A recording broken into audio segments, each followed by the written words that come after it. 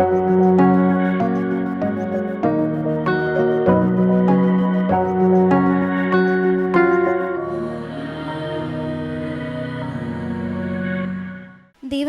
മഹത്വമുണ്ടായിരിക്കട്ടെ. അമ്മ പ്രത്യക്ഷപ്പെട്ട ഈ തിരുനടയിൽ അമ്മയുടെ പ്രത്യക്ഷണത്തിന് സാക്ഷിയായി എന്നെ ഉയർത്തിയതിന് ദൈവപിതാവിനും ഈശോയ്ക്കും മാതാവിനും ഞാൻ നന്ദി പറയുന്നു. എൻ്റെ പേര് മരിയ. ഞാൻ ഇടുക്കിയിൽ നിന്നാണ് വരുന്നത്. ഞാൻ കൃപാസനത്തെക്കുറിച്ച് കേൾക്കുന്നത് എൻ്റെ അമ്മയിൽ നിന്നാണ്. അമ്മ ഇങ്ങനെ യൂട്യൂബിൽ അച്ഛൻ്റെ ധ്യാനങ്ങളും അതുപോലെ തന്നെ സാക്ഷ്യങ്ങളും കേൾക്കുമായിരുന്നു. അപ്പോൾ അമ്മ ഇതെല്ലാം കേട്ടിട്ട് എന്നോടിങ്ങനെ ഓരോന്നൊക്കെ പറയുന്നു. അപ്പോൾ ഞാനും അമ്മയും നല്ല കൂട്ടാണ്. ഞാനും അമ്മയും അപ്പയും എന്ന് പറയുന്നത് നല്ല ബെസ്റ്റ് ഫ്രണ്ട്സാണ്. അപ്പോൾ എന്ത് കാര്യം ഉണ്ടെങ്കിലും ഞങ്ങൾ അങ്ങോട്ടും ഇങ്ങോട്ടും പറയും. അപ്പോൾ ആ നേരത്ത് ഞാൻ +2 കഴിഞ്ഞിട്ടിരിക്കുവാണ്. അപ്പോൾ ആ ഇടയിലാണ് അമ്മ ഇങ്ങനെയൊക്കെ കാണുന്നത്. അപ്പം എന്തോ ഒരു ദൈവനിയോഗം പോലെയാണ് ഈ സാക്ഷ്യങ്ങളും അതുപോലെ തന്നെ ഉടമ്പടി അച്ഛൻ്റെ ധ്യാനങ്ങളും ഒക്കെ അമ്മ കാണാനിടയായെന്ന് ഇപ്പം എനിക്ക് തോന്നുന്നു. കണ്ടിട്ട് അമ്മ എന്നോട് എല്ലാ കാര്യങ്ങളും ഇങ്ങനെ ഉടമ്പടിനെ കുറിച്ചൊക്കെ പറയും. അപ്പോൾ +2 കഴിഞ്ഞിട്ട് എനിക്ക് എന്തെടുക്കണമെന്ന് അറിയില്ലായിരുന്നു. എനിക്ക് നേഴ്സിംഗ് ഫീൽഡായിരുന്നു കൂടുതലിഷ്ടം. അപ്പോൾ ഇവിടെ പഠിക്കണോ, ആ നേരത്താണ് ഇങ്ങനെ ജർമ്മൻ്റെയും കൂടെ കേൾക്കുന്നത്. അപ്പം ഇവിടെ പഠിക്കണോ അതോ ജർമ്മനിയിൽ പോയി നേഴ്സിംഗ് പഠിക്കണോ എന്ന് എനിക്കറിയില്ലായിരുന്നു. അപ്പോൾ എന്ത് കാര്യമുണ്ടെങ്കിലും ഞാൻ ഏറ്റവും കൂടുതൽ ഞാനെന്നല്ല ഞാനും എൻ്റെ അനിയന്മാരാണെങ്കിലും ഏറ്റവും കൂടുതൽ പ്രാർത്ഥിച്ചതിന് ശേഷമായിരിക്കും ഞങ്ങൾ തീരുമാനം എടുക്കുക. അങ്ങനെ ഞാൻ കുറേ പ്രാർത്ഥിച്ചു, മാതാവേ എന്തെങ്കിലും ഒരു ഇത് വെളിപ്പെടുത്തി തരണേ, ആരെങ്കിലും എന്നോട് പറയണേ എന്താ എടുക്കണ്ടേന്ന്. അപ്പോൾ ഉടമ്പടി എടുത്തിട്ടില്ലെങ്കിൽ കൂടി പ്രദക്ഷിണത്തിൻ്റെ പ്രാർത്ഥന ഞാൻ അന്നോട്ടേ ചെല്ലുന്നുണ്ടായിരുന്നു. അങ്ങനെ ഞങ്ങളുടെ പള്ളിയിലിരുന്ന ഒരച്ഛനെ കാണാനായിട്ട് അപ്പ പോയി. അപ്പോൾ അച്ഛൻ ചോദിച്ചു, മോൾ എന്തിനു വേണ്ടിയിട്ടാണ് പോകുന്നത്, എന്തെടുക്കാനായിട്ട് തീരുമാനിക്കുന്നതെന്ന് ചോദിച്ചു. അവൾക്കിങ്ങനെ നേഴ്സിംഗ് പോകാനാണ്, അപ്പോൾ ഇവിടെ എവിടെയെങ്കിലും നോക്കാനാണെന്ന് ഓർത്തിരിക്കുവാണെന്നൊക്കെ പറഞ്ഞു. അപ്പോൾ അച്ഛൻ എടുത്ത വയലിൽ പറഞ്ഞു, അവളോട് ഇവിടെ പഠിക്കണ്ട, നേരെ ജർമ്മനിക്ക് പോയി അവിടെ നിന്ന് പഠിച്ചാൽ മതി എന്ന് പറഞ്ഞു. അങ്ങനെ അപ്പോൾ വന്ന് എന്നോട് പറഞ്ഞപ്പോൾ ഞാൻ വിചാരിച്ചു, ഞങ്ങൾ പ്രാർത്ഥിച്ചതിൻ്റെ ഫലമായിട്ട് അച്ഛൻ തന്നെ പറയണമെന്നുണ്ടെങ്കിൽ അത് മാതാവ് എന്നോട് പറഞ്ഞതുപോലെയാണ് എനിക്ക് തോന്നിയത്. അങ്ങനെ ഞാൻ ജർമ്മൻ തിരഞ്ഞെടുത്തു. ഉടമ്പടി എടുത്തിട്ടില്ലെങ്കിൽ കൂടി ജർമ്മൻ്റെ ആ കോഴ്സിൻ്റെ ഇടയ്ക്കെല്ലാം ബൈബിൾ വായനയും അതുപോലെ തന്നെ പ്രദക്ഷിണ പ്രാർത്ഥനയും കൊന്തയും എല്ലാം ചെല്ലുമായിരുന്നു. അങ്ങനെ കോഴ്സ് കംപ്ലീറ്റ് ആക്കി. ആദ്യത്തെ എക്സാം എഴുതാനായിട്ട് തയ്യാറെടുത്തു. പ്രാർത്ഥനയാണ് ഏറ്റവും മുന്നിലായിട്ടുള്ളത്. അത് കഴിഞ്ഞിട്ടായിരുന്നു ഞങ്ങൾക്ക് എന്ത് മത്സരമാണെങ്കിലും പരീക്ഷയാണെങ്കിലും ഞങ്ങൾ പോകണ്ടായിരുന്നുള്ളൂ. അപ്പോൾ ഇതുപോലെ B2ൻ്റെ എക്സാമിന് എടുത്തപ്പോൾ പോലും ഞാൻ ഏറ്റവും കൂടുതൽ പ്രാർത്ഥിക്കുകയും അതുപോലെ തന്നെ പഠിക്കുകയും ചെയ്തു. ഞാൻ പഠിച്ചു എന്നൊരു കോൺഫിഡൻസ് എനിക്കുണ്ടായിരുന്നു. എനിക്ക് കിട്ടും, എനിക്ക് അത്രയും കുഴപ്പമില്ലായിരുന്നു. B2ൻ്റെ ഒക്കെ പ്രിപ്പറേഷൻ സമയത്താണെങ്കിലും എന്നെക്കൊണ്ട് ഓക്കെയാണ്, മാതാവും കൂടി ഉണ്ടല്ലോ എന്നുള്ളൊരു ധൈര്യം എനിക്കുണ്ടായിരുന്നു. അങ്ങനെ ഞാൻ എക്സാം അറ്റൻഡ് ചെയ്യാനായിട്ട് പോയി. അവിടെ ആണെങ്കിൽ എന്നോട് ഉടമ്പടിയുടെ ഇതൊന്നും ഇല്ല എങ്കിൽ പോലും എൻ്റെ ഫ്രണ്ട്സിൻ്റെ കയ്യിൽ നിന്ന് ഉടമ്പടിയുടെ ഉപ്പും തൈലും ഒക്കെ എനിക്ക് കിട്ടി. അപ്പോൾ ഞാൻ അതെല്ലാം പ്രാർത്ഥിച്ച് പോക്കറ്റിലൊക്കെ എടുത്ത് ഞാൻ പോയി പരീക്ഷ അറ്റൻഡ് ചെയ്തു. 4 എണ്ണം കിട്ടിയില്ലെങ്കിൽ കൂടി 2 എണ്ണമെങ്കിലും എനിക്ക് കിട്ടുമെന്ന് എനിക്കൊരു പ്രതീക്ഷ ഉണ്ടായിരുന്നു. പക്ഷേ റിസൾട്ട് വന്നപ്പോൾ 4 എണ്ണത്തിൽ 1 എണ്ണം പോലും എനിക്ക് കിട്ടിയില്ല. അതെന്ന് പറയുന്നത് എനിക്ക് ഭയങ്കര സങ്കടമായിരുന്നു. കാരണം ഇതുവരെ ഞാനൊരു പരീക്ഷയ്ക്ക് പോലും അങ്ങനെ തോറ്റിട്ടില്ല. എല്ലാത്തിനും നല്ല മാർക്കോടെ ആയിരിക്കും ഞാൻ ജയിക്കുക. അപ്പോൾ 4 എണ്ണത്തിൽ 1 എണ്ണം പോലും കിട്ടാതായപ്പോൾ ഞാൻ നന്നായിട്ട് വിഷമിച്ചു. എന്താ പറയുക, അത്രയും കൂട്ടായിട്ടിരുന്നിട്ട് എനിക്ക് തന്നില്ലല്ലോ. ബാക്കിയെല്ലാം ഞാൻ ചോദിക്കുമ്പോൾ എനിക്ക് തരുന്നതായിരുന്നു, ഇത് മാത്രം എനിക്ക് തന്നില്ലല്ലോ മാതാവേ, ഈശോയെ, അങ്ങനെ ഒരു ഇതുണ്ടായിരുന്നു. പിന്നെ പള്ളിയിൽ പോകും, പള്ളി എത്ര ഇതാന്ന് പറഞ്ഞാലും ഞങ്ങൾ പള്ളിയിൽ പോകാണ്ടിരിക്കത്തില്ല. അപ്പോൾ ഞാൻ പള്ളിയിൽ പോകും, കുടുംബക്കൂട്ടായ്മ പ്രാർത്ഥന കുരിശുവരയ്ക്കാണെങ്കിലും പ്രാർത്ഥിക്കും. ഒരു എന്താ അതിന് മുന്നേയൊക്കെയാണെന്ന് പറഞ്ഞാൽ ഭയങ്കരമായിട്ട് സന്തോഷത്തോടെ ആയിരിക്കും ഞാൻ കുർബാനയ്ക്കും പ്രാർത്ഥനയ്ക്കൊക്കെ ഇരിക്കുക. പക്ഷേ എനിക്ക് റിസൾട്ട് വന്നിട്ട് ഞാൻ പൊട്ടി കഴിഞ്ഞപ്പോൾ എനിക്ക് അങ്ങ് ഭയങ്കരമായിട്ട് സങ്കടമായി. അങ്ങനെ അമ്മ പറഞ്ഞു, സാരമില്ല, ഉടമ്പടി എടുക്കാൻ വേണ്ടിയിട്ട് നിന്നെ ഒന്ന് പൊട്ടിച്ചതായിരിക്കും, നീ വിഷമിക്കൊന്നും വേണ്ടാന്ന് പറഞ്ഞു. അങ്ങനെ ഞാനും അപ്പയും കൂടെ ഒരു ആൻറ്റിയും കൂടെ വന്ന് ഞാൻ അങ്ങനെ ഇവിടെ ഉടമ്പടി എടുക്കാമെന്ന് തീരുമാനിച്ചു. അങ്ങനെ 14/4/2024 ഞാൻ ഇവിടെ വന്ന് ഉടമ്പടി എടുത്തു. ഉടമ്പടി എടുത്തു കഴിഞ്ഞാൽ എനിക്കൊരു ഇവിടെ ഉടമ്പടിയൊക്കെ എടുത്തു കഴിഞ്ഞാൽ എനിക്ക് ഭയങ്കര ഒരു ശക്തിയായിരുന്നു. എനിക്ക് കിട്ടും, ഇനി മാതാവിൻ്റെ കൂടെ ഉണ്ടല്ലോ, ഇനി വിഷമിക്കാനൊന്നുമില്ല എന്നുള്ള രീതിയിൽ ഞാൻ അങ്ങനെ ഉടമ്പടി എടുത്തു. നന്നായിട്ട് പ്രാർത്ഥിച്ചു. പക്ഷേ കാരുണ്യപ്രവർത്തനേക്കാളും പ്രേക്ഷിത പ്രവർത്തനം കൂടുതലും മുൻഗണന ഞാൻ പ്രാർത്ഥനയ്ക്കായിരുന്നു കൊടുത്തിരുന്നത്. നന്നായി കൊന്തയൊക്കെ ചെല്ലാൻ എന്നെക്കൊണ്ട് പറ്റുന്ന രീതിയിൽ ഞാൻ ചെല്ലുമായിരുന്നു. എനിക്ക് അധികം അങ്ങോട്ട് ഉടമ്പടിയെക്കുറിച്ച് അറിയില്ലെങ്കിലും എന്നെക്കൊണ്ട് പറ്റുന്ന രീതിയിൽ ഞാൻ എല്ലാം ചെയ്യാൻ തുടങ്ങി. അങ്ങനെ ഡേറ്റ് കിട്ടാൻ ഭയങ്കര പാടായിരുന്നു. പക്ഷെ മാതാവിനോട് പ്രാർത്ഥിച്ച് എനിക്ക് 2 ഡേറ്റ് കിട്ടി. അങ്ങനെ എക്സാമിന് എഴുതി പോയി കഴിഞ്ഞപ്പം കയറുന്നതിന് മുന്നേ ഞാൻ ബൈബിൾ തുറന്ന് നോക്കിയപ്പം നിന്നെ ശക്തനാക്കുന്നതിലൂടെ നിനക്കെല്ലാം ചെയ്യാൻ സാധിക്കും എന്നൊരു ബൈബിൾ വാക്യമായിരുന്നു എനിക്ക് കിട്ടിയത്. അത് കണ്ടപ്പോൾ ഞാൻ വിചാരിച്ചു, അയ്യോ എൻ്റെ കൂടെയുണ്ട്, എന്നെ ശക്തിപ്പെടുത്തുന്നുണ്ട്, അപ്പോൾ എനിക്ക് കിട്ടും, എനിക്ക് എന്നാണ് കിട്ടും എന്നുള്ളൊരു ഉറച്ച കോൺഫിഡൻസോടെയായിരുന്നു. പക്ഷെ ഞാൻ കൂടുതൽ എൻ്റെ മെറിറ്റിലായിരുന്നു ഞാൻ ഇതാക്കിയത്. Not by merit but by grace എന്നാണ്. പക്ഷെ ഞാൻ എൻ്റെ മെറിറ്റായിരുന്നു ഏറ്റവും കൂടുതൽ നോക്കിയത്. കാരണം ഞാൻ പഠിച്ചിട്ടാണ് പോയത്, ഇനി എനിക്ക് ഒരു പ്രശ്നമില്ല എന്നുള്ള രീതിയിലായിരുന്നു. അങ്ങനെ ഞാൻ എക്സാമിന് അറ്റൻഡ് ചെയ്തു. എനിക്ക് ഭയങ്കര ടെൻഷനായിരുന്നു. അപ്പോൾ ഞാൻ അന്ന് ഉടമ്പടി എടുത്തിട്ടുള്ളതുകൊണ്ട് എൻ്റെ അമ്മയുടെ ഉപ്പും എണ്ണയൊക്കെ ഉണ്ടായിരുന്നു. അപ്പോൾ അവിടെ ചെക്കിങ് ചെയ്യും, അതെനിക്കറിയാം. എങ്കിൽ പോലും ഞാൻ എൻ്റെ കാശ് എൻ്റെ കയ്യിൽ നിന്ന് മാറ്റിയിട്ടില്ല. അപ്പോൾ ഞാനിങ്ങനെ ബസ്സിൽ പോകുമ്പോഴാണ് കുറേ കൊന്ന് ചെല്ലിയിട്ടാണ് ഞാൻ പോയിക്കൊണ്ടിരുന്നത്. അപ്പോൾ എനിക്ക് മാതാവിൻ്റെ മുല്ലപ്പൂവിൻ്റെ സുഗന്ധം ഇങ്ങനെ കിട്ടിക്കൊണ്ടേയിരിക്കും. അപ്പം ഞാൻ ഉറപ്പിച്ചു, എനിക്ക് ഉറപ്പായിട്ടും കിട്ടും, എന്തായാലും മാതാവ് കൂടെ ഉണ്ടല്ലോ. പിന്നെ ഞാൻ ലോക്കറ്റ് കൈ പിടിക്കുമ്പോഴാണേലും എന്തോ ഒരു തണുത്ത ഫീലും അതുപോലെ തന്നെ മാതാവിൻ്റെ കൂടെ എന്നുള്ളൊരു ഫീലായിരുന്നു. അങ്ങനെ ഞാൻ എക്സാമിന് കയറുന്നതിന് മുന്നേ തന്നെ അവിടെ ഉപ്പെല്ലാം ഇട്ട് പ്രാർത്ഥിച്ചു കയറി. പക്ഷേ എക്സാം എഴുതി കഴിഞ്ഞാൽ വന്നപ്പോൾ എനിക്ക് ഉറപ്പായിരുന്നു എനിക്ക് കിട്ടും, നല്ല എളുപ്പമായിരുന്നു. അവിടെ ചെന്നിട്ടാണെങ്കിലും എനിക്ക് നന്നായിട്ട് പ്രിപ്പയർ ചെയ്ത് നന്നായിട്ട് സ്പീക്ക് ചെയ്യാനും റൈറ്റ് ചെയ്യാനും എല്ലാം സാധിച്ചു. പക്ഷെ റിസൾട്ട് വന്നപ്പം എനിക്ക് വീണ്ടും പോയി, ഒരെണ്ണം പോലും എനിക്ക് കിട്ടിയില്ല. ഞാൻ ചോദിച്ചു, മാതാവേ ഞാൻ എന്ത് ചെയ്തിട്ടാണ് ഇങ്ങനെയൊക്കെ, എനിക്കറിയത്തില്ല, ഞാൻ ഇത്രയും കൂടുതൽ ചെയ്യുന്നുണ്ടല്ലോ, ഇനി എന്താ പറ്റിയെന്ന് എനിക്കറിയില്ല.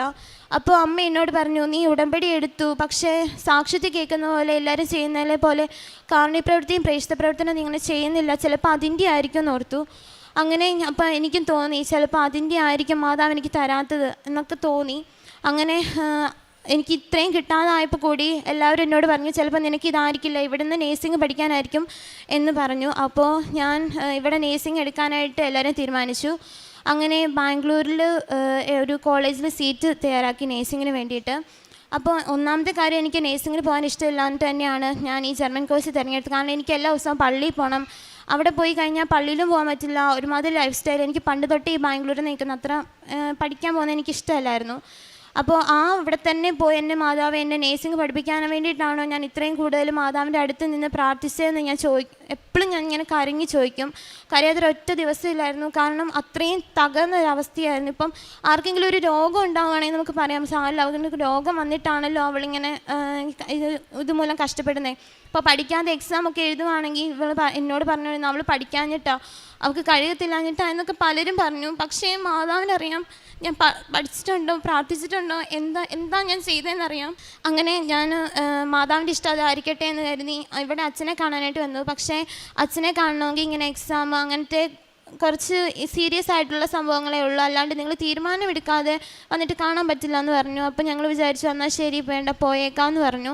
അപ്പോൾ ഇവിടെ വേറെ ഒരു അച്ഛനെ കണ്ടപ്പോൾ പറഞ്ഞു, ഇത്രയും പ്രാർത്ഥിച്ചിട്ടും ഇത്രയും ചെയ്തിട്ടും മാതാവ് തന്നില്ലെങ്കിൽ മോളുടെ ഒന്നെങ്കിൽ വേറെ വലുതും ആയിരിക്കും മാതാവിൻ്റെ തീരുമാനം, ഇത് മോൾ ഡ്രോപ്പ് ചെയ്തിട്ട് മോൾ നല്ലൊരു തീരുമാനം എടുക്കുക, ഇത് കണ്ടിന്യൂ ചെയ്യണമെങ്കിൽ അത് ചെയ്യുക, അല്ലെങ്കിൽ ഞാൻ അങ്ങനെ പറയില്ല എന്ന് എന്നോട് പറഞ്ഞു. അപ്പോൾ ഞാൻ നന്നായിട്ട് പ്രാർത്ഥിച്ചു. അപ്പോൾ ഞാൻ അന്നാ ഓർത്തു ഇതല്ലായിരിക്കും എൻ്റേത്, ഞാൻ നേഴ്സിംഗ് ഫീൽഡാണെങ്കിൽ ഇവിടെ പഠിച്ചിട്ടാണെങ്കിൽ അവിടെ കയറി പോകാമല്ലോ എന്ന് ഓർത്തു. അങ്ങനെ ഞാൻ നേഴ്സിംഗ് പോകാനായിട്ട് അവിടെ പോയി. അവിടെ ചെന്ന് ഒരു 2 ആഴ്ച ആവുന്നേ ഉള്ളൂ. ഒരാഴ്ച കഴിഞ്ഞപ്പോഴത്തേക്കിനും എനിക്ക് ഭയങ്കര ഹെൽത്ത് ഇഷ്യൂസ് തുടങ്ങി. എനിക്ക് അവിടെ ചെന്നിട്ട് ഭയങ്കര തണുപ്പെല്ലാം കൂടെ ആയപ്പോഴത്തേക്കിനും ഒന്നാമത് ഇവിടുന്ന് വയ്യാണ്ടാണ് പോയത്. അവിടെ ചെന്നപ്പോഴത്തേക്കിനും എനിക്ക് ഒട്ടും പറ്റാണ്ടായി, ഭയങ്കര പനി പിടിച്ച് എല്ലാം എനിക്ക് ഒട്ടും അവിടെ സർവൈവ് ചെയ്യാൻ പറ്റുന്നില്ലെന്നായി. അങ്ങനെ അപ്പയും അമ്മയും വന്ന് അവിടെ നിന്ന് എന്നെ കൂട്ടിക്കൊണ്ട് പോന്നു. ഇവിടെ വന്ന് ഡോക്ടറിനെ കാണിച്ചപ്പോൾ നിനക്ക് എന്തെങ്കിലും മാരകരോഗം ഉണ്ടോയെന്നാണ് എന്നോട് എടുത്ത വായിൽ ചോദിച്ചത്. കാരണം വിറ്റമിൻ ഡി ഭയങ്കരമായിട്ട് എനിക്ക് കുറഞ്ഞു. ഏറ്റവും കൂടുതൽ വേണ്ട ഒരു സാധനമാണ് വിറ്റമിൻ ഡി. അത് എനിക്ക് കുറഞ്ഞു പോയിട്ട് ബിപിയും കുറഞ്ഞ് എല്ലാം കുറഞ്ഞ് വളരെയധികം നല്ലൊരു എന്താ പറയുക മോശം ഒരവസ്ഥയിലായിരുന്നു. അതുകൊണ്ടാണ് എനിക്ക് കടുത്ത പനിയും ഛർദിയും ഭയങ്കരമായിട്ട് സഹിക്കാൻ പറ്റാത്ത കാലുവേദനയൊക്കെ ആയിരുന്നു എനിക്ക്. അങ്ങനെ ഞാൻ അവിടുന്ന് ഡിസ്കണ്ടിന്യൂ ചെയ്ത് ഞാനിങ്ങ് പോന്നു. പിന്നെ മാതാവിനോട് പ്രാർത്ഥിച്ച് ഉപ്പൊക്കെ തേന് കഴിച്ച് അതൊക്കെ കുറച്ച് കുറഞ്ഞാൻ തുടങ്ങി. അപ്പോൾ ഇവിടെ എത്തിയപ്പോൾ എന്നോട് പറഞ്ഞു, ചിലപ്പോൾ അതായിരിക്കില്ല, നീ ഒന്നും കൂടി ഒന്ന് അറ്റൻഡ് ചെയ്യുക, എന്നാണ് ഇപ്പോൾ 2 എണ്ണം അല്ലേ ചെയ്തുള്ളൂ, നീ ഒന്നും കൂടി ചെയ്ത് നോക്ക്, ചിലപ്പോൾ മാതാവ് ഇനി അടുത്ത വട്ടം നിനക്ക് തന്നാലോ, ഒന്ന് ഉടമ്പടി പുതുക്കിയിട്ടൊന്ന് നീ എഴുതി നോക്ക് എന്നോട് പറഞ്ഞു. അപ്പം ജർമ്മൻ എടുത്തപ്പം അവിടെയും ഫെയില്, ഇവിടെ നേഴ്സിംഗ് എടുത്തപ്പോൾ ഇവിടെയും പോക്കാണല്ലോ എന്നോർത്ത് എനിക്ക് എന്നാ ചെയ്യണമെന്നുണ്ട്. പക്ഷേ മാതാവിനോട് എനിക്ക് ഒട്ടും സങ്കടം തോന്നിയില്ല. കാരണം ഞാൻ ഇവിടെ ആദ്യമായിട്ട് ഉടമ്പടി എടുത്തിട്ട് ഇവിടെ ഉടമ്പടി പത്രികയിൽ ഞാൻ എൻ്റെ ഫസ്റ്റ് എഴുതിയിട്ടത്, മാതാവ് എന്തൊക്കെ വന്നാലും ഞാൻ ഉടമ്പടി ഉപേക്ഷിക്കാൻ എന്നെ അനുവദിക്കരുതേ. പിന്നെ എന്താണോ മാതാവിൻ്റെ ഇഷ്ടം അത് അത് നടന്നോട്ടെ. പിന്നെ എൻ്റെ ഒരു വെറൈറ്റി സാക്ഷ്യം കൂടി ആയിരിക്കണേന്ന് പറഞ്ഞു. ആ വെറൈറ്റി വല്ലാത്തൊരു വെറൈറ്റി ആയിപ്പോയി. അങ്ങനെ ഞാൻ ഇവിടെ വന്ന് വീണ്ടും ഉടമ്പടി എടുത്ത് പുതുക്കി പ്രാർത്ഥിച്ചു. അപ്പോൾ എൻ്റെ ഒരു ഫ്രണ്ട് എന്നോട് നേരത്തെ പറഞ്ഞിട്ടുണ്ടായിരുന്നു, എടി ഇങ്ങനെ ഒരു കോഴ്സ് ഉണ്ട്, അപ്പോൾ എക്സാം പ്രിപ്പറേഷനാണ്, അപ്പോൾ അങ്ങനെ ചെയ്യുവാണെങ്കിൽ പെട്ടെന്ന് നമുക്ക് എക്സാം ഡേറ്റ് കിട്ടാനൊക്കെ എളുപ്പമാണെന്ന് എന്നോട് പറഞ്ഞു. അപ്പം ഞാനത് 2-3 വട്ടം തട്ടിക്കളഞ്ഞു. കാരണം ഇത്രയും പൈസ ഇനി പോയല്ലോ, ഇനിയും പൈസ മുടക്കാനായിട്ട് അപ്പയോട് ഞാനിങ്ങനെ ചോദിക്കാം. പക്ഷെ അപ്പോൾ ഫുൾ കട്ട് സപ്പോർട്ടായിരുന്നു. ഒരുപാട് സങ്കടവും ഒരുപാട് വേദനകളും ഒക്കെ ഉണ്ടായെങ്കിൽ കൂടി അപ്പം എൻ്റെ കൂടെ നിന്നു. അപ്പയും അമ്മയും ഞങ്ങൾ നന്നായിട്ട് പ്രാർത്ഥിച്ചു. ഇത്രയും അനുഭവം ഉണ്ടായിട്ട് കൂടി ഞങ്ങൾ മാതാവിനെയും ഈശോനെയും വിട്ടില്ല. കുറേ അധികം ഞാൻ കൊന്ത ചെല്ലാനും ബൈബിൾ വായിക്കാനും അതുപോലെ തന്നെ കാരുണ്യപ്രവൃത്തി പ്രേക്ഷിത പ്രവൃത്തി കൊണ്ട് പറ്റുന്ന രീതിയിൽ എത്ര ഘട്ടം പത്രം മേടിച്ച് കൊണ്ടുപോയി കൊടുക്കുന്നതൊന്നും എനിക്കറിയില്ല. അതുപോലെ ഞാൻ ചെയ്യാൻ തുടങ്ങി. അങ്ങനെ ഞാൻ എക്സാം പ്രിപ്പറേഷൻ കോഴ്സിന് വേണ്ടിയിട്ട് അപ്ലൈ ചെയ്തു. അവിടെ ചെന്ന് ഞങ്ങൾ കോഴ്സ് ഒരു 8 ദിവസത്തെയായിരുന്നു. അങ്ങനെ അത് കയറി. അപ്പോൾ അവിടെ ചെന്നപ്പം ഞാൻ എൻ്റെ കയ്യിൽ കൊന്ത മുറുകെ പിടിക്കും. അതുപോലെ തന്നെ എൻ്റെ ക്ലാസ് റൂം എപ്പോഴും ആ ക്ലാസ്സിൽ ഫുൾ ടൈം എൻ്റെ കൂടെ ഉണ്ടായിരുന്നു. അപ്പോൾ അവിടെ വന്നിട്ട് എന്നോട് ചോദിക്കും, ഇതെൻ്റെ തടി സാധനം എന്ന് ചോദിക്കും. അപ്പോൾ ഞാൻ പറയും, ഇതെൻ്റെ ശക്തിയാണ്, ഇതെൻ്റെ ജീവനാണ് എന്ന് ഞാൻ പറയും. അപ്പോൾ അവരൊക്കെ ഇങ്ങനെ കൈ പിടിച്ച് അവരുടെ എക്സാമൊക്കെ അവരും അറ്റൻഡ് ചെയ്ത് അവർക്കും കിട്ടുന്നുണ്ടായിരുന്നു. അങ്ങനെ ഞങ്ങൾ കൃപാസനത്തെക്കുറിച്ച് അതുപോലെ തന്നെ അല്ലാത്ത കാര്യങ്ങൾ ഈശോയെയും മാതാവിനെയും കുറിച്ച് എനിക്ക് അവരോട് കൂടുതലായിട്ട് പറഞ്ഞു കൊടുക്കാനായിട്ട് സാധിച്ചു. അവരും എക്സാമിന് കയറുന്നതിന് മുന്നേ ഉപ്പും തൈലവും തേനും ഒക്കെ കൊടുക്കാനും അതുപോലെ തന്നെ അവർ എക്സാം പാസ്സാവാനും ഒക്കെ സഹായിച്ചു. അപ്പോൾ ഞാൻ ഈ എക്സാമിന് കയറുന്നതിന് മുന്നേ ഞാൻ അവിടെ ഒരു ഇങ്ങനെ ഒരു 8 ദിവസത്തെ കോഴ്സായിരുന്നു. എൻ്റെ കൂടെ പപ്പയുണ്ടായിരുന്നു. അപ്പം ഞാനിങ്ങനെ ക്ലാസ്സിന് കയറുന്നതിന് മുന്നേ ക്ലാസ്സിന് കയറുമ്പം ഒരു 1 മണി തൊട്ട് 5 മണി വരെയാണ്. അപ്പോൾ ആ നേരത്ത് അടുത്തൊരു പള്ളിയുണ്ട്. ആ പള്ളിയിലെ ദിവ്യകാരുണ്യത്തിന് മുന്നിൽ പോയിട്ട് അപ്പോൾ കുറേ ഞാൻ ഇറങ്ങി വരുന്നിടം വരെ ഇരുന്ന് പ്രാർത്ഥിക്കുമായിരുന്നു. അങ്ങനെ 8 ദിവസം ഞാൻ എത്ര ദിവസം ക്ലാസ്സിൽ പോയോ അത്രയും ദിവസം അപ്പോൾ അവിടെ നിന്ന് എനിക്ക് വേണ്ടിയിട്ട് പ്രാർത്ഥിക്കുന്നുണ്ടായിരുന്നു. അങ്ങനെ എക്സാമിൻ്റെ ദിവസം എത്തി. ഞങ്ങൾ സത്യം പറഞ്ഞാൽ എനിക്ക് കുർബാന കാണാണ്ട് ഒരു ദിവസം പോലും കുർബാന കാണാത്ത ദിവസം എനിക്കറിയില്ല എന്തൊക്കെയാണ് വരുന്നതെന്ന്. അപ്പം ഞാൻ കുർബാന കണ്ടിട്ടേ അപ്പം ഞാൻ എന്നാണ് വരുന്നുള്ളൂ എന്ന് പറഞ്ഞപ്പോൾ അന്നത്തെ കുർബാന ഞാൻ ആ പള്ളിയിൽ പോയി കണ്ട് അധിക സമയമില്ല, 5 മിനിറ്റേ ഉള്ളൂ. അതിനുള്ളിൽ വന്നിട്ട് ഞാൻ ഓടി വന്ന് എക്സാമിൻ്റെ റിപ്പോർട്ടിംഗ് ടൈം ആയിരുന്നു. അപ്പം ഞാനും എൻ്റെ ഫ്രണ്ടും കൂടി കയറി ഉപ്പും തൈലവും തേനും എല്ലാം തേച്ച് ലോക്കറ്റിൻ്റെ പോക്കറ്റിൽ ഇട്ടിട്ടുണ്ടായിരുന്നു. അപ്പോൾ അവിടെ ചെക്കിങ്ങിന് വന്നപ്പം എൻ്റെ മുന്നിൽ കയറിപ്പോയവരുടെ ഇതൊക്കെ എടുത്ത് മാറ്റുന്നുണ്ടായിരുന്നു. അപ്പം ഞാൻ വിചാരിച്ചു, മാതാവേ എൻ്റെ അടുത്ത് മാറ്റല്ലേ, മാതാവ് എൻ്റെ കൂടെ നിന്ന് പോവല്ലേ എന്ന് പ്രാർത്ഥിക്കുന്നുണ്ടായിരുന്നു. അങ്ങനെ എൻ്റെ അടുത്ത് ചെക്കിങ്ങിന് വന്നപ്പോൾ എന്നോട് പറഞ്ഞു, എൻ്റെ ടെൻഷനാണോ എന്തോ കാരണം എൻ്റെ കയ്യിൽ നിന്ന് എൻ്റെ ഹോൾ ടിക്കറ്റ് താഴെ പോയി. അപ്പോൾ എന്നോട് ഞാൻ ടെൻഷനൊന്നും വേണ്ട, എല്ലാം കയറ്റുക, ഒരു കുഴപ്പമില്ല. ഞാൻ പറഞ്ഞു, ഇതെനിക്ക് കയറ്റാം, ഇതെനിക്ക് കളയാൻ പറ്റില്ല എന്ന് പറഞ്ഞു. അതൊന്നും കുഴപ്പമില്ല, കയറ്റിക്കോളാൻ പറഞ്ഞു. അപ്പോൾ ഞാനത് കൈ പിടിച്ച് ഉപ്പെല്ലാം അവിടെ വെതറി ഞാൻ അവിടെ വിശ്വാസപ്രമാണം ചൊല്ലിക്കൊണ്ടേയിരുന്നു. അങ്ങനെ റൈറ്റിങ്ങിൻ്റെ സമയമായപ്പം എനിക്ക് അറിയത്തില്ല എവിടെ നിന്നൊക്കെയാണ് എനിക്ക് തലവേദന വരുന്നു, ഛർദ്ദിക്കാൻ വരുന്നു, തലകറക്കം വരുന്നു, എൻ്റെ കൈയൊക്കെ ഇങ്ങനെ ചുരുണ്ട് കൂടുന്ന പോലെ ആയിപ്പോയി. എനിക്ക് അങ്ങനെ 1.25 മണിക്കൂറിൻ്റെ എക്സാമിൽ 3/4 മണിക്കൂർ കൂടുതൽ എൻ്റെ കയ്യിൽ നിന്ന് പോയി. കാരണം എനിക്ക് ഒന്നും എഴുതാൻ പറ്റുന്നില്ല, എനിക്ക് ക്വസ്റ്റ്യൻ പേപ്പർ വായിച്ചിട്ട് പോലും ഒന്നും മനസ്സിലാവണില്ല. അങ്ങനെ ഞാൻ കുറേ നേരം ഒരു 3/4 മണിക്കൂർ കൂടുതൽ എൻ്റെ പോയെന്നറിയാം. എന്നിട്ട് ഞാൻ സമയം നോക്കുമ്പോൾ എനിക്കിനി കുറച്ച് സമയങ്ങളേ ഉള്ളൂ. അങ്ങനെ ഞാൻ കാശുരൂപം കൈ പിടിച്ചിട്ട്, മാതാവേ ഞാൻ എന്താണെന്നറിയില്ല, ഞാൻ വിശ്വാസപ്രമാണത്തിൽ പ്രതീക്ഷയുടെ പ്രാർത്ഥന ചൊല്ലിയിട്ട് ഞാൻ എന്താണെന്നറിയില്ല എനിക്കൊരു ശക്തി കയറിയിട്ട് ഞാൻ പെട്ടെന്ന് എഴുതി. ആരും പറഞ്ഞാൽ വിശ്വസിക്കത്തില്ല, 3/4 മണിക്കൂറിൽ കൂടുതൽ പോയ ആൾ 1.25 മണിക്കൂറിൻ്റെ എക്സാം 10 മിനിറ്റിന് മുന്നേ എഴുതി തീർക്കുന്നു. അത് കഴിഞ്ഞ് 2-3 വട്ടം വായിക്കാൻ പറ്റുന്നു. എനിക്കറിയില്ല, ഞാൻ ഒറ്റയ്ക്കല്ല എഴുതിയെങ്കിൽ എനിക്കത് പറ്റില്ലായിരുന്നു. അങ്ങനെ ഇറങ്ങിയ ഉടനെ തന്നെ എനിക്ക് സ്പീക്കിങ്ങിൻ്റെ എക്സാമിന് കയറ്റി. അവിടെ കയറ്റിയപ്പോഴാണേലും ഇതുപോലെ തന്നെ എനിക്കൊന്നും, എൻ്റെ തലയൊക്കെ ഇങ്ങനെ മരവിച്ച അവസ്ഥ, എനിക്കൊന്നും പറയാൻ പറ്റുന്നില്ല. അവിടെയാണെങ്കിലും ഉപ്പെല്ലാം ഇട്ട് ഞാൻ മാതാവിനെ കൂട്ടുപിടിച്ച് എന്താണോ എനിക്ക് പറയാനുള്ളത് അതെല്ലാം ഞാൻ ഫുള്ളും പറഞ്ഞ്, എന്നോട് ക്വസ്റ്റ്യൻ ചോദിച്ചാൽ അതെല്ലാം എനിക്ക് അങ്ങനെ പറയാൻ പറ്റി. അങ്ങനെ ഇറങ്ങിക്കഴിഞ്ഞ് ഞാൻ എക്സാം എല്ലാം അറ്റൻഡ് ചെയ്ത് ഇറങ്ങിക്കഴിഞ്ഞു. അപ്പോൾ റിസൾട്ടിന് വേണ്ടി കാത്തിരുന്നു. അപ്പോൾ മാതാവിനോട് ഫുൾ ടൈം പ്രാർത്ഥിക്കുന്നുണ്ടായിരുന്നു. പ്രേക്ഷിത പ്രവർത്തനം കാരുണ്യപ്രവൃത്തിയും എനിക്കും പരീക്ഷണേക്കാളും കൂടുതൽ ഇമ്പോർട്ടൻസ് എനിക്ക് ആയിരുന്നു ആ സമയങ്ങളിൽ. അപ്പം ഞാൻ കൂടുതൽ എക്സാമിന് വേണ്ടിയിട്ടല്ല, മറ്റുള്ളവരുടെ ആവശ്യങ്ങൾക്ക് വേണ്ടിയിട്ടാണ് ഞാൻ പ്രാർത്ഥിക്കാൻ തുടങ്ങിയത്. അങ്ങനെ ഞാനത് അങ്ങനെ കണ്ടിന്യൂ ചെയ്തുകൊണ്ടിരുന്നു. അങ്ങനെ ഞാൻ വീട്ടിൽ ഇരിക്കുന്ന ഒരു എക്സാം കഴിഞ്ഞിട്ട് ഞാൻ വീട്ടിലോട്ട് വന്നപ്പം ഞാൻ ജസ്റ്റ് ഒന്ന് മയങ്ങിപ്പോയി. പ്രാർത്ഥിക്കാനുള്ള സമയത്ത് ഞാൻ മയങ്ങിപ്പോയി. അപ്പോൾ പെട്ടെന്ന് എന്നെ സ്വപ്നത്തിൽ ഈശോ വന്നു. ഈശോ വന്നിട്ട് എൻ്റെ ചങ്കൊക്കെ ഇങ്ങനെ എന്തോ പറിച്ചുകൊണ്ട് പോകുന്ന പോലെയാണ് എനിക്ക് തോന്നിയത്. അപ്പോൾ ഞാൻ പറഞ്ഞു, ഈശോ എനിക്ക് എന്നെ കൊണ്ടുപോകല്ലേ, എന്നോട് കരുണയായിരിക്കണേ എന്നൊക്കെ ഞാനിങ്ങനെ പ്രാർത്ഥിച്ചു. അത് കഴിഞ്ഞ് പെട്ടെന്ന് ഈ പാഷൻ ഓഫ് ദി ക്രൈസ്റ്റിലെ ഈശോയുടെ ആ ക്രൂശരംഗമാണ്. അപ്പം ഞാൻ മാത്രമേ മുട്ടയെ കുത്തുന്നുള്ളൂ, ബാക്കി എല്ലാവരും എന്തോ ഫുട്ബോൾ ഗ്രൗണ്ടിൽ കളിക്കുന്ന പോലെയൊക്കെ അങ്ങോട്ടും ഇങ്ങോട്ടും ഓടിക്കൊണ്ട് നടക്കുവാണ്. അപ്പം ഞാൻ മാത്രം ഇങ്ങനെ മുട്ടയെ കുത്തി ഈശോയോട് ഞാൻ ഇങ്ങനെ നമിച്ച് ഇങ്ങനെ കിടക്കുവാണ്. അത് കണ്ടപ്പോഴത്തേക്കിനും ഞാൻ പെട്ടെന്ന് ഞെട്ടി എണീറ്റ് അമ്മയുടെ അടുത്തോട്ട് പോയി. അങ്ങനെ അത് കഴിഞ്ഞ് റിസൾട്ട് വന്നത് എനിക്ക് 2 എണ്ണം കിട്ടി. വീണ്ടും ഒരെണ്ണം കൂടെ എഴുതണം. അതിന് വേണ്ടിയിട്ട് ഡേറ്റ് എടുത്തു. പിന്നെ അച്ഛനെ വന്ന് കണ്ട് അച്ഛൻ്റെ അനുഗ്രഹം വാങ്ങിച്ച് എഴുതി, അതും കിട്ടി. അങ്ങനെ എനിക്ക് 4 മൊഡ്യൂൾ പാസ്സായി. അത് കഴിഞ്ഞ് ഞാൻ പെട്ടെന്ന് പഠിച്ച ഉടനെ തന്നെ എനിക്കൊരു ടീച്ചിങ് പോസ്റ്റിൽ കിട്ടി. അങ്ങനെ ഞാൻ പഠിപ്പിച്ചുകൊണ്ടിരുന്നപ്പോൾ ഞാൻ പ്രോസസ്സിങ്ങിന് കൊടുത്തു. പ്രോസസ്സിങ് ഞാൻ വിചാരിച്ചതിലും പെട്ടെന്ന് തന്നെ നടന്നു. അങ്ങനെ പ്രോസസ്സിങ്ങിന് കൊടുത്ത് പ്രോസസ്സിങ് എല്ലാം ശരിയായി. വിസ വന്നു, എനിക്ക് ടിക്കറ്റും കിട്ടി. അടുത്ത 27-ാം തീയതി ഞാൻ ജർമ്മനിയിലോട്ട് പോവുകയാണ്. പ്രേക്ഷിത പ്രവർത്തനം ഞാനാണെങ്കിൽ കൂടുതലായിട്ടും ജനറൽ ആശുപത്രിയിലാണ് പോയിക്കൊണ്ടിരുന്നത്. അച്ഛൻ ധ്യാനത്തിൽ പറയുന്ന പോലെ നമ്മൾ ഏറ്റവും കൂടുതൽ സർക്കാർ ആശുപത്രിയിലാണ് പോകേണ്ടതെന്നുള്ള ആ ഒരു ഇതിലാണ് ഞാൻ പോയിക്കൊണ്ടിരുന്നത്.